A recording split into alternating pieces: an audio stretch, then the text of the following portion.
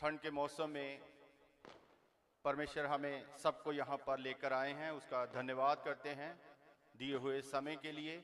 और आज राहुल और सिस्टर रेचल के जैसे आप मेरे पीछे देख पा रहे होंगे धन्यवाद प्रार्थना सभा, तो इन्होंने पहले से ही प्रभु की शुक्रगुजारी के लिए कहा था कि हम उसका धन्यवाद करेंगे।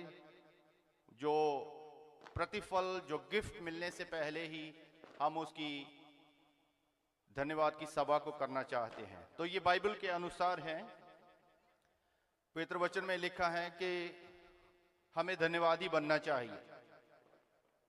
तो मेरे पास थोड़ा समय है, इसी के बीच में मैं आपको कुछ वचन आपके सामने रखना चाहता हूं। इससे पहले हम पहला थेसलोनिकियों 5:18 को पढ़ेंगे। यदि जिनके पास बाइबल है माइक में पढ़ दीजिए। प्रभु का वचन ये कहता है, परमेश्वर की मसीह यीशु में यही इच्छा है कि हम हर बात में उसका क्या करें, धन्यवाद करें। तो धन्यवादी लोग चुंबक के समान होते हैं, बाइबल में ऐसा लिखा है।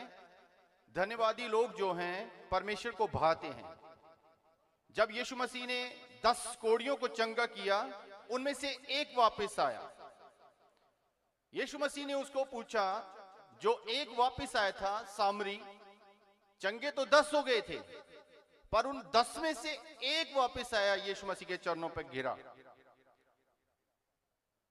एक सवाल प्रभु ने उससे पूछा, बाकी के 9 कहां हैं? बाकी के 9 कहां हैं? तो मैं भी आज यहां पर देख रहा हूं बहुत कम लोग आए हैं। ठंड है, कोई बात नहीं, पर जो हमें ठंड देता है, गर्मी देता है, सब मौसम देता है, उसके लिए हमें कभी भी पीछे नहीं रुकना चाहिए। ये सभा में प्रभु यीशु मसीह आए हुए हैं, हमें उसके वचन को, उसकी आशीषों को लेने के लिए, और खासकर जो आज की सभा का हमारा थीम है, हमें धन्यवादी बनना चाहिए। प्रभु, आप मुझे जिंदगी दे रहे हो, आपने मुझे श्वास प्राण जीवन दिया है, मैं क्या दे सकता हूं उसको? चंद शब्द, थोड़ा सा समय, पूरी रात तो नहीं बैठे रहेंगे हम, थोड़ी देर के बाद हम अपनी अपनी जगह पर जाएंगे, आराम से लेटना है। तो जो परमेश्वर हमें ये देता है जिंदगियां, समय, उसके लिए हमें समय निकालना बहुत बुद्धिमानी का फैसला है। यदि किसी ने निकाला है मेरे साथ पढ़ दीजिए, पहला थेसलोनिकियों 5:18 वचन। हर बात में धन्यवाद करो, क्योंकि तुम्हारे लिए मसीह यीशु में परमेश्वर की यही इच्छा है। आमीन। यहां पर हमने वचन को सुना है कि हर बात में हमें धन्यवाद करना चाहिए परमेश्वर का। अगर मैं कहूं, जो हम घर में यूज करते हैं सिलेंडर को, एलपीजी गैस, एक सिलेंडर भराया तो कुछ दिन चलता है, 20-25 दिन चलता है, महीना चल जाएगा, उसके बाद फिर से हमें रिफ्यूल करना पड़ता है, भरना पड़ता है। पर जो ईश्वर, जिस परमेश्वर की सभा में आप बैठे हो, कभी सोचा है 24 घंटे हम श्वास लेते हैं, सांस लेते हैं खुली हवा में, ऑक्सीजन देने वाला ईश्वर, क्या उसका धन्यवाद करना चाहिए? इटली का एक बुजुर्ग, मुझे पिछले दिनों में किसी ने मैसेज भेजा, वो 75 साल का बुढ़ा कोरोना के टाइम में कुछ दिन हॉस्पिटल में रहा, और जब कुछ दिन हॉस्पिटल में वो रहा तो उसको कुछ ऑक्सीजन सिलेंडर लगाए, हॉस्पिटल में होते ना ऑक्सीजन के सिलेंडर। उसके बाद वो रिकवर हो गया, ठीक हो गया, वापस आया, काउंटर पर आया, तो वहां पर उसको बिल भरने के लिए कहा गया, हॉस्पिटल का बिल भरने के लिए कहा गया। तो जब उसने बिल को देखा, उस बुजुर्ग ने, हालांकि उस बुजुर्ग ने पैसे नहीं देने थे, उसके पुत्र थे, उसका परिवार था, उन्होंने पैसा देना था। उस बुजुर्ग ने हाथ में वो हॉस्पिटल का बिल लिया और वो बिल को देखकर रोने लगा। वो बिल को देखकर रोने लगा। तो हॉस्पिटल के जो रिसेप्शनिस्ट थे, जो प्रबंधकीय टीम थी, उन्होंने कहा, अंकल जी, इतना बड़ा बिल नहीं है जो आप रोने लगेगा, आपने नहीं भरना है, आपके जो सगे संबंधी है इन्होंने भरना है, आप क्यों रो रहे हो? उसने कहा, नहीं बेटा, मैं इसलिए नहीं रो रहा हूं कि ये बिल मुझे भरना पड़ेगा, मैं इसलिए रो रहा हूं जिस ईश्वर ने मुझे 75 साल ऑक्सीजन दिया, ये सांस लेने के लिए मुझे हवा दी, शुद्ध हवा, ऑक्सीजन, मैंने उसका कभी बिल नहीं भरा। मुझे उसका कितना आभारी होना चाहिए, मुझे उसका कितनी तारीफ करनी चाहिए। मैं इसलिए रो रहा हूं कि उस परमेश्वर को मैंने कभी बिल नहीं दिया। आपके पास मैं कुछ हफ्ता रहा, 10 दिन रहा, आपने इतना लंबा चौड़ा बिल बनाकर दे दिया।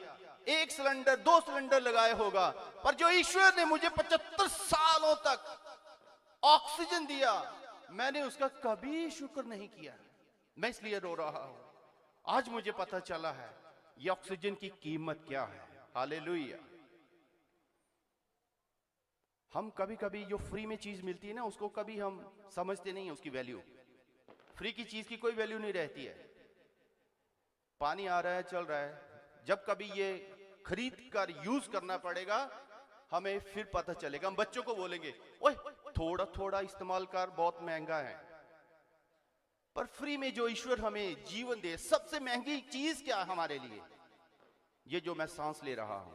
24 में बहुत सारे लोग नहीं ले सके सांस। मैं और आपको एक और अपॉर्चुनिटी मिली, एक और मौका मिला। 23 में आपने जीवन को सुधार नहीं किया। जो बुरी आदतें, जो पाप में स्वभाव को आप जी रहे थे, मेरे उद्धारकर्ता प्रभु ने आपको 1 साल और दिया। ये ले बेटी, ये ले मेरे बेटे, इसमें मैं उम्मीद करता हूं तू मेरा धन्यवाद करेगा, तू मेरे पास आया करेगा। पर हम क्या करते हैं? हम बहाने बनाते हैं। बाइबल कहती है परमेश्वर किसी बहाने को एक्सेप्ट नहीं करता है।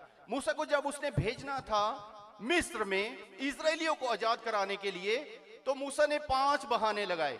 मैं तुतलाता हूं, मुझे कोई स्वीकार नहीं करेगा, मैं जाऊंगा तो तेरा नाम क्या बताऊंगा, किसी और को भेज दे। प्रभु ने कहा तू ही जाएगा। हम बहुत सारे बहाने बनाते हैं। संडे को चर्च जाना होता है तो वो मस्जिद मुंडा आ गया है जी, वो कभी आया नहीं, बेचारा आ गया, फिर मैं क्या चलो हुण एदी सेवा सुवा ते करनी है। हम ऐसे बहुत सारे बहाने बनाते हैं। आपके पास बहुत सारे ढेरों बहाने हो सकते हैं। हम पास्टर को झूठ बोल सकते हैं, पर उस परमेश्वर को हम कभी भी धोखा नहीं दे सकते हैं। जितने मेरी बात से सहमत हैं कि आने वाले सालों में, अभी तो 24 का एक ही महीना है, आज 22 तारीख है, और आज एक दिन ऐसे भी खास है क्योंकि आज मैं सुबह से वो दिन याद कर रहा था। ऑस्ट्रेलियन मिशनरी एक भारत में आए थे 1999 में भारत में आए ऑस्ट्रेलिया से, अपने बच्चों को लेकर कोड़ियों की मदद करने, गरीबों की सेवा करने, यीशु मसीह का प्यार बांटने। हम लोग तो पहली बन्ना बेच के ऑस्ट्रेलिया जाते हैं ना, वो कैसे भी लग जाए, वीजा लग जाए। चर्च में भी हम रखते हैं, ये मेरे प्रार्थना करो ऑस्ट्रेलिया का वीजा लग जाए, मुझे अमेरिका का वीजा लग जाए। पर सोचो, आज से 25 साल पहले एक व्यक्ति उस देश को छोड़कर उड़ीसा में गया, जहां पर कोई सड़क नहीं, यहां पर बिजली पानी नहीं। वो बेचारा क्यों आया था? आज ये बात को सुबह से सोचकर मैं बड़ा रोया। आप देख पा रहे होंगे मेरी आंखों में अभी भी लाल है। मैं उसकी गवाही को पढ़कर रो रहा था। मैंने कहा प्रभु तेरे लोग कितना प्यार करने वाले हैं। यदि आपने प्यार किया, यूहन्ना 3:16 में प्रभु ने जगत को ऐसा प्यार किया, उसने अपना इकलौता पुत्र दे दिया। तेरे लोग जो तुझे मानते हैं, जो तुझे रियली समझते हैं, जो तुझे सच में जान गए हैं, वो भी ऐसे ही हैं प्रभु। ग्राहम स्टेन, वो डॉक्टर भी था, प्रभु सेवक भी था। उसको आज के दिन उस भाई को एक तिमोथी और फिलिप 9 और 11 साल के लड़के, कितने यहां बच्चे बैठे हैं, आप अनुमान लगाओ कितने बड़े होंगे। आधी रात को ठंड के मौसम में वो गरीबों की सेवा करके आ रहे थे, और क्या हुआ, कुछ शरारती लोग जिनको ईश्वर के बारे में जीरो नॉलेज है, कुछ पता नहीं है उनको, क्योंकि बाइबल कहती है ईश्वर तो प्यार है, वो तो क्षमा करने वाला, वो तो मौके देता है, वो तो प्यार करने वाला, करुणा का सागर है वो। कुछ लोगों ने उनको पेट्रोल डाला, गाड़ी में सोए हुए थे वो मासूम बच्चे, उनका बाप उनको तड़पता हुआ देख रहा था, वो आग में लपटों में जलकर मर गए, शहीद हो गए मेरे यीशु मसीह के नाम से। हम तो थोड़ा सा समय भी नहीं देना चाहते। मसीहो आज जाग जाओ। हम ठंड से डर गए। उसने अपने बच्चे कुर्बान कर दिए। और उस मां का हृदय पता कितना बड़ा था। जब उसको पूछा, ये दारा सिंह ये व्यक्ति को पकड़ लिया, आकर कोर्ट में गवाही दो। अब वो उसकी जवान बेटी और वो बहन ग्लैडिस बच गई, ऑस्ट्रेलिया से वापस आई। उसको कहा इसको सजा देनी है, गवाही दो, कोर्ट में आओ। उस बहन ने पता क्या किया? हम कभी नहीं कर सकते हैं अगर हम साधारण मसीह नामदारी फिर नहीं करेंगे। उस बहन ने कहा मैं इनको दिल से माफ कर देती हूं। क्या आप कर सकते हो? हमें किसी ने कुछ अगर कह दिया, मैं जिंदगी में भुलाऊंगा नहीं।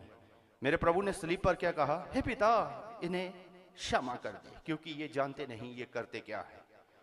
सो अपनी आंखों को बंद करेंगे, सरों को झुकाएंगे। मेरे पास लिमिटेड समय है।